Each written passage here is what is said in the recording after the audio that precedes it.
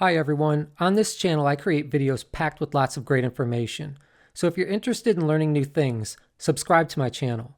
In this video, I'm going to show you how to prepare to vote. So if you're a first-time voter, or you're intimidated by voting, or you're confused about voting, then this video is for you. Alright, I have one basic tip, and it's guaranteed to alleviate most first-time voters' fears. It's really very simple advice. View the ballot before you vote.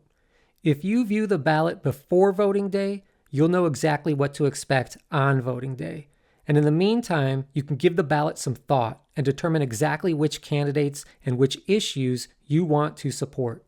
Let me show you how to find your ballot.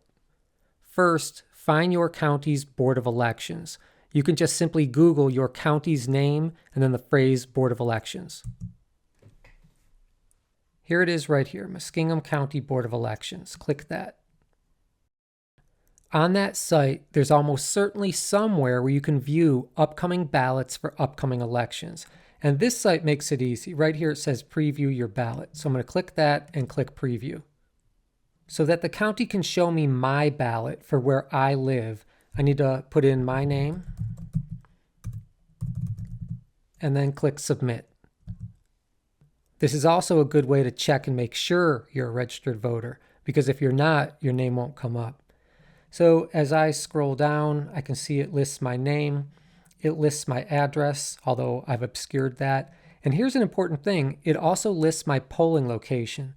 A lot of first-time voters don't know where to go to vote, and polling locations often change from year to year. So this will tell you exactly where you need to go to vote. And more importantly for right now, it also provides me with a link to sample ballots. So let's click on that.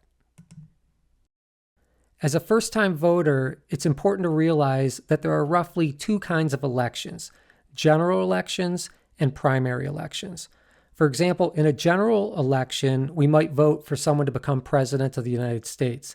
But in a primary election, we vote to determine which candidate for president will represent the Democratic Party and which candidate for president will represent the Republican Party.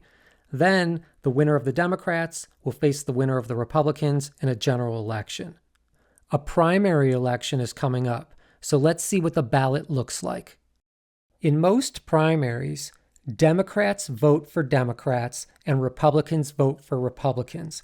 So when you walk into the polling location, they're going to ask you, are you a Democrat or a Republican? And a lot of first-time voters are really thrown by that. They weren't expecting that.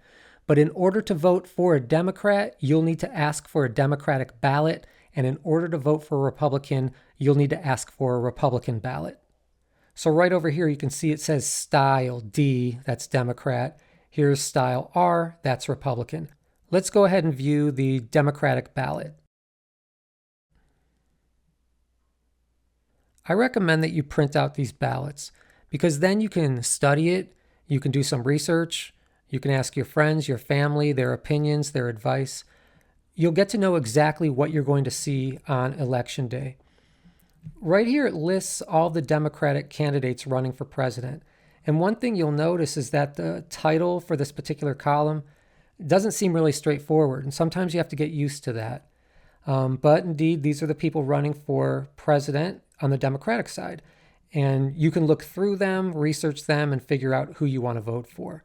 Sometimes you're going to see that there's an opening, in this case for Justice of the Supreme Court, and that's for Ohio. But you see there's just one name listed, and that's because this person is running uncontested. Nobody is running against this particular person. So if you're thinking, well, I don't even know this person, you don't have to vote for that person. You can vote for any contest you want on the ballot, and you can leave anything blank that you'd like. Sometimes you'll even see, like this one right here, no one filed to run for that particular position, at least no one on the Democratic side. So on the Republican ballot, there might be somebody running for that position. So you can scroll through. Let me just give you one more example.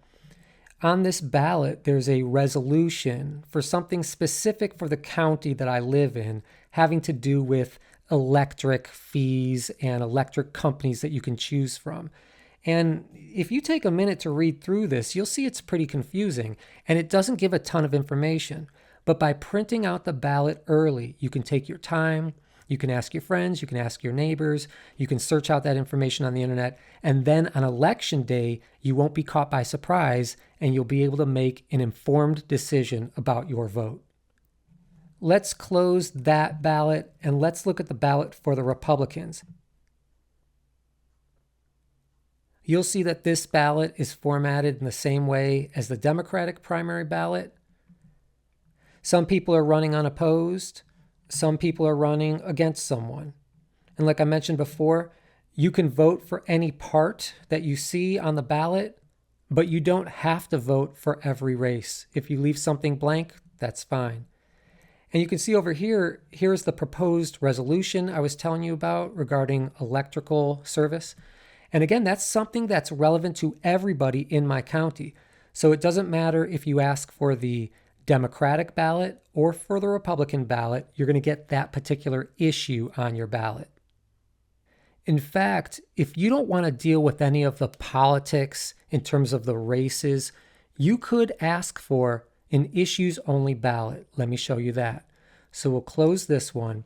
And you see right here, there's an X. So when it comes to the style of the ballot, it's not a Democratic ballot. It's not a Republican ballot. This is an issues-only ballot. So when we view that, you'll see the only thing on this ballot is this one issue. And some people choose an issues-only ballot, particularly when there's something that's really important to them. Like maybe there's a tax levy coming up or some other type of thing that's important to the community, but they don't necessarily want to vote for people who are trying to fill particular political positions. Here's my final tip. After you actually view the ballot and you do your research and you determine who you want to vote for and what issues you want to support, take some notes and jot them down on a small piece of paper, and then take that piece of paper with you to the voting polling location. Because when you're given that ballot and now it's time for you to vote, sometimes you kind of draw a blank and you forget what you wanted to do. That little cheat sheet will really come in handy at that time. I hope you found this video helpful, and I hope you have a positive experience the first time you go voting. If you found this video helpful, like it, share it, and subscribe to my channel. Thanks.